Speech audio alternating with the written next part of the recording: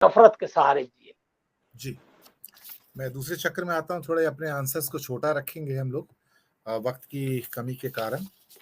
हिमांशु जी, अभी 2 हफ्ते पहले जहां मैं रहता हूँ पवई, यहाँ पर एक बहुत बड़ी कॉलोनी है हीरानंदानी गार्डन्स। जी काफी बड़े हिंदुस्तान के बिल्डर हैं। इनका नया प्रोजेक्ट आ रहा है 2000 करोड़ का आईटी का, लेकिन वो इंडिया में नहीं आ रहा है, बांग्लादेश में आ रहा है सर। तिरुपुर, भारत का क्या कहें, मैनचेस्टर कीजिए, जो मर्जी कह लीजिए, 8 लाख लोग काम करते थे। और पीयूष गोयल 10 बार कह चुके कि हम भारत में 75 तिरुपुर बनाएंगे। एक तिरुपुर जो बना हुआ था संभाल नहीं पाए, आधा बर्बाद हो चुका है। सिर्फ 4 लाख अब लोग काम कर रहे हैं, मजदूर। 4 लाख की नौकरी चली गई है वहां से, मैं आपको बताऊं। और आधी फैक्ट्रियां जो हिंदुस्तान की हैं गारमेंट्स की, मैं आपको बता रहा हूं, बड़ी बड़ी, they all shifted to Bangladesh sir, all shifted to Bangladesh, that is a truth. तो यहां पर कौन फैक्ट्री लगाएगा सर? अमेरिका में जो एक कपड़े का एक यूनिट बनता है तो उसकी कॉस्ट आती है $7.5। हिंदुस्तान में आते हैं तो कॉस्ट आती है $0.6, और बांग्लादेश में जाते हैं $0.3 सर, कॉस्ट ऑफ यूनिट। तो लोग यहां क्यों आएंगे सर? वो बांग्लादेश नहीं जाएंगे। इसलिए आधे हिंदुस्तानी भी बांग्लादेश चले गए हैं। और बांग्लादेश का इस टाइम जो वर्ल्ड के अंदर एक्सपोर्ट के अंदर गारमेंट में जो शेयर है वो 7% है। जिन्होंने कहा कि 2024-25 तक और 2 साल के अंदर वो 10% हो जाएगा पूरे दुनिया का। और वो दूसरे नंबर पे तो अभी भी है, तो भी दूसरे नंबर पर रहेगा। China is opening every day a new factory of garment in Bangladesh, every day sir. Can you believe it? और हम सिर्फ बातें करते हैं, हम कुछ नहीं करते हैं। तो वेल्थ भी जा रही है, हेल्थ भी जा रही है, ब्रेन भी जा रहा है सर। हिमांशु जी, देखिए, ये जो स्टेटमेंट्स आते हैं ना पॉलिटिकल लीडर्स की तरफ से, आप ये समझ लीजिए कि स्टेटमेंट्स जो लोग 70 इयर्स पावर में नहीं थे या कहीं ओपोजिशन में नहीं बैठे थे, ऐसे नेताओं की तरफ से आ रहे हैं।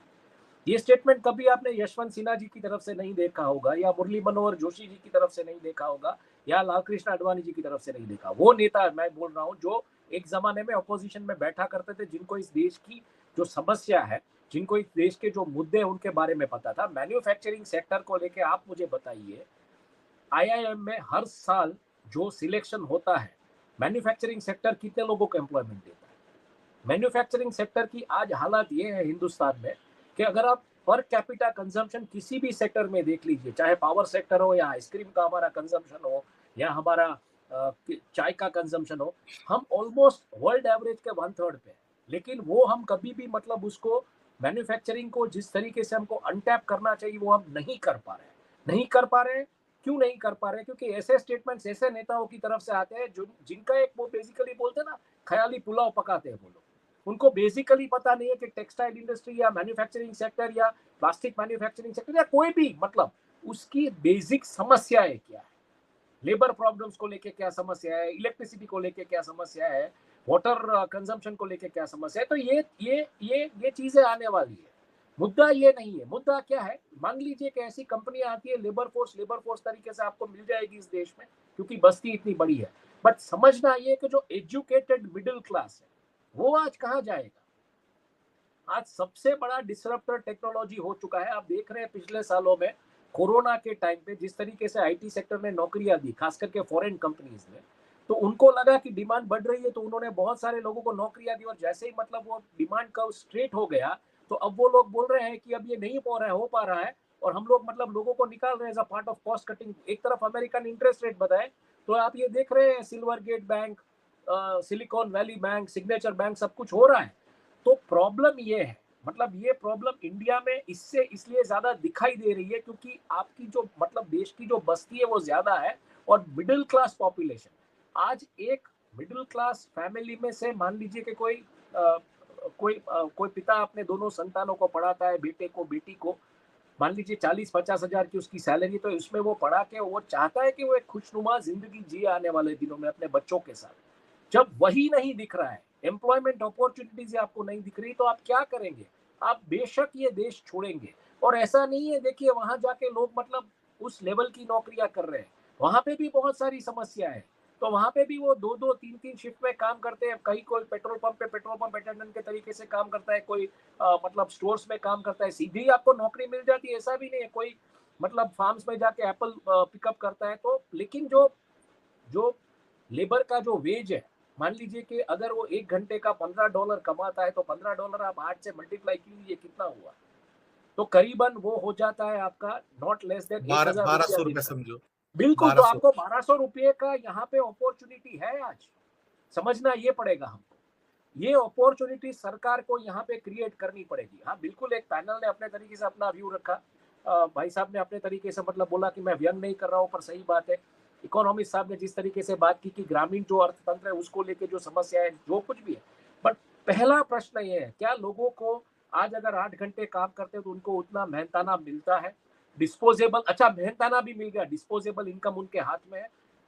इंसान आज एस्पिरेशन से जिंदा रहता है, तो बंदा ये सोचता है कि क्यों ना जाके मैं, मुझे वहां कौन पहचानता है, मैं यहाँ पे इंजीनियर हूँ, तो चलिए मैं शायद यहाँ पे होटल में काम ना कर सकूं या रेस्टोरेंट में काम ना कर सकूं, मैं वहां जाके काम करूंगा।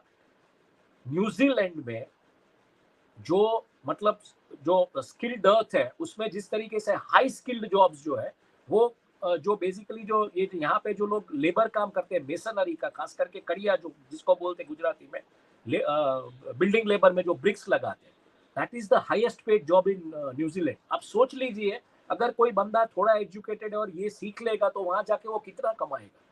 और कोई खिचखिच नहीं, कोई पिट नहीं, शांत एकदम, आपका अपने तरीके से काम कीजिए, पैसा बनाइए। तो ये अपॉर्चुनिटीज आपको इस देश में क्रिएट करनी पड़ेगी। जब तक आप ये एनवायरमेंट देखिए, बातें कर रहा कि 10 तिरुपुर खड़े कर देंगे, ये कर देंगे, वो कर देंगे, डिमांड कहां से लाएंगे आप तिरुपुर खड़े कर देंगे, पूरी दुनिया में आप डिमांड कहां से लाएंगे? आप बांग्लादेश के सामने कैसे compete करेंगे? आप चाइना के सामने कैसे compete करेंगे? और माइग्रेशन की जो समस्या है, इमिग्रेशन की जो समस्या है, उसमें अगर मान लीजिए कि सरकार ऐसा सोचती है कि चलिए भले मैन पावर चला जाए, बाद में इंडियन इंडस्ट्रीज वहां पे जाके कुछ करेगी, तो ये भी पॉसिबल नहीं।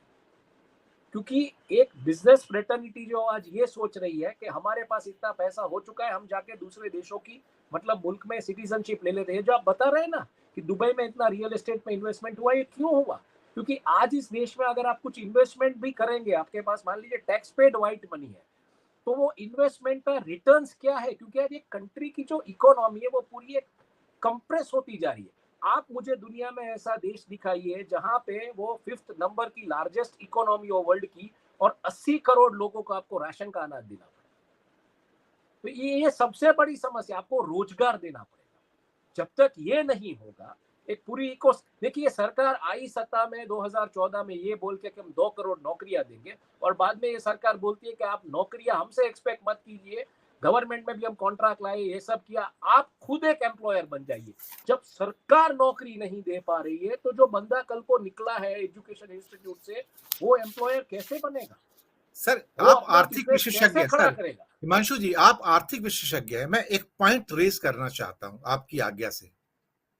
हम मैं बहुत बार मैं बात मैं कर रहे हैं कि मैं मैं एक रिक्वेस्ट करना चाहता हूं, मैं कोई विशेषज्ञ नहीं हूं, एक पत्रकार हूं जो हमेशा एक आजीवन जो स्टूडेंट रहता है, वैसे स्टूडेंट मुझे की तरह मालूम है मैं सर, काम वो करता हूं। मुझे वो जी, मेरे ऊपर छोड़ दीजिए, मुझे मालूम है आप जी, कौन है। एक मेरा जी, प्रश्न जी, है, हम बहुत जी, सारी बातें कर रहे हैं कि और 25 साल में हम $30 ट्रिलियन की, $40 ट्रिलियन की इकोनॉमी हो जाएंगे, आजकल ये फैशन हो गया बोलने का। सर एक पॉइंट है मेरा, चाइना $18 ट्रिलियन की इकोनॉमी है आज, उसकी पर कैपिटा इनकम $12,500 है, उसका $4 ट्रिलियन का एक्सपोर्ट है। एक्सपोर्ट वो से। सर वो दुनिया की वर्ल्ड फैक्ट्री है सर। 140 करोड़ की जनता, जिसकी पॉकेट इतनी डीप है, हिंदुस्तान से 6 गुना ज्यादा पर कैपिटा इनकम है, उसकी इकोनॉमी वर्ल्ड फैक्ट्री हो के भी $18 ट्रिलियन पे है सर। हम कहां से 40 बना लेंगे सर? हम कहां से 30 बना लेंगे सर? ये पॉइंट है कि नहीं वैलिड सर? आप बताइए मुझे। नहीं, देखिए ये मॉडल आपको हिंडनबर्ग ने बता दिया, आप कैसे बन सकते हैं $50 ट्रिलियन की इकोनॉमी। आप समझने की कोशिश कीजिए। मैक्लॉयड रसल जो वर्ल्ड की लार्जेस्ट टी ग्रोइंग कंपनी है, वो कॉर्पोरेट इंसॉल्वेंसी में जाती है, और यहाँ पे एक कंपनी जो इंफ्रास्ट्रक्चर के बिजनेस में गवर्नमेंट डेट मनी पे काम कर रही है, वो बढ़ रही है, और आप बोल रहे हैं आपकी जो इकोनॉमी की वैल्यूएशन आप उस तरीके से लेकर। देखिए हमेशा ये हमारी चर्चा हुई, डेट ड्रिवन ग्रोथ है ये, और आप बोलेंगे लॉन्ग टर्म आएगा पैसा, बराबर है, मैं मानने के लिए तैयार हूं, लेकिन तब तक की डेट आप कैलकुलेट कीजिए, तब तक आपका रीपेमेंट का साइकिल आप कैलकुलेट कीजिए। खाया पिया कुछ नहीं, गिलास थोड़ा 12 आना जैसी हालत है अपनी। सही कह रहे हैं आप। तो जी। बिल्कुल। एंड सी मनमोहन सिंह ने बहुत ही अच्छी बात कही थी कि in long term we all are dead. उन्होंने पार्लियामेंट के फ्लोर पे अपने भाषण में ये कहा था, और जवाब में मोदी जी ने ये कहा था कि हमारे शास्त्रों में लिखा गया है कि आप कर्ज करके घी पीजिए। तो हमारे शास्त्रों में जो लिखा गया उसके मुताबिक हम अभी मतलब हम एक नॉर्मल पब्लिक भी आज ऐसी हालात में आ गई है कि वो कर्ज पे जी रही है। गुजरात में क्या हो रहा है देखिए ना, गुजरात में आज लोन शार्क्स के ऊपर पुलिस क्रैकिंग कर रही है। क्यों कर रही है? तो दैट इंडिकेट्स कि लोन शार्क्स एक्टिव है सब जगह पे। खाली गुजरात में अगर ये हालात है तो आप सोच लीजिए कि जो लोन शार्क्स बाकी के स्टेट्स में कितने एक्टिव होंगे, कितना अनऑर्गेनाइज मनी चैनलाइज होता होगा। तो ये पूरी जी कहने का मतलब ये है कि अगर आपको रिवर्स ब्रेन ड्रेन भी चाहिए, मान लीजिए आप मानते चलिए ब्रेन ड्रेन होने दिया, बाद में लोग वापस आएंगे, रिवर्स ब्रेन ड्रेन भी चाहिए, तो आपको एक एम्प्लॉयमेंट इकोसिस्टम खड़ा करना पड़ेगा। 5 दिन का वर्किंग साइकिल है वेस्टर्न कंट्रीज और यूरोपियन कंट्रीज में, तो कई जगह पे 4 दिन की अभी वर्किंग साइकिल हो गई है। तो क्या लगता है आपको कि बंदा वो छोड़ छाड़ के यहाँ पे 6 दिन काम करने के लिए या 7 दिन काम करने के लिए आएगा? आपको एक पूरी इकोसिस्टम क्रिएट करनी पड़ेगी। जी बिल्कुल। फॉर्चुनेटली भारत एक ऐसा देश है जो ब्लेस्ड है with a mix of all 3 economies, agriculture, service sector and manufacturing sector. और एग्रीकल्चर पे आप फोकस कीजिए, मैं बोलता हूं आप दुनिया पे राज कर सके। लेकिन कहीं ना कहीं मुझे वो फोकस गवर्नमेंट का दिखाई नहीं दे रहा है एग्रीकल्चर पे जो होना चाहिए। बिल्कुल वी बिल्कुल आर द बिल्कुल। Granary of the world. जी बिल्कुल। मैं आता हूँ धनंजय जी आपके पास। आपने हिमांशु जी की बात सुनी। मैं बता दूं, बड़े अर्थशास्त्री हैं और बड़ी अर्थव्यवस्था की समझ रखते हैं, नहीं और नहीं साहब, मैं अर्थव्यवस्था के ही मैं वो नहीं नहीं नहीं पत्रकार भी मैं हैं एक्चुअली देखा नहीं जाए नहीं तो। नहीं नहीं नहीं मैं एक क्लैरिफिकेशन कर देना चाहता हूँ। ये सब चीजें मेरी मतलब मेरा पैशन है पढ़ना, बिजनेस वगैरह। मैं बीए विथ इंग्लिश का स्टूडेंट हूँ, BA with English 2nd class में पास हुआ। लेकिन सर 14 साल की उम्र से मैं अखबार फेंकता था, नौकरियां करता था। मैं एक बहुत ही बाजार को समझने वाला इंसान हूँ। बाजार में रोज जो जो चीजें होती है, रोज मैं बाजार के लोगों के साथ बैठता हूँ, तो सर इसलिए मेरी थोड़ा हिंदुस्तान के पढ़ने की अंदर कोशिश करता हूँ रोज का सर रोज कुछ ना हिंदुस्तान कुछ। के अंदर हिंदी के प्रख्यात जितने साहित्यकार हुए हैं ना, वो सारे अंग्रेजी के प्रकांड पंडित हुए हैं, मैं आपको बताऊं। तो ये भी एक हकीकत है। धनंजय जी, आपसे टिप्पणी चाहूंगा कि भारत तो छोड़ छोड़ कर लोग जा ही रहे हैं, अब ये एक बार फ्लो शुरू हो जाए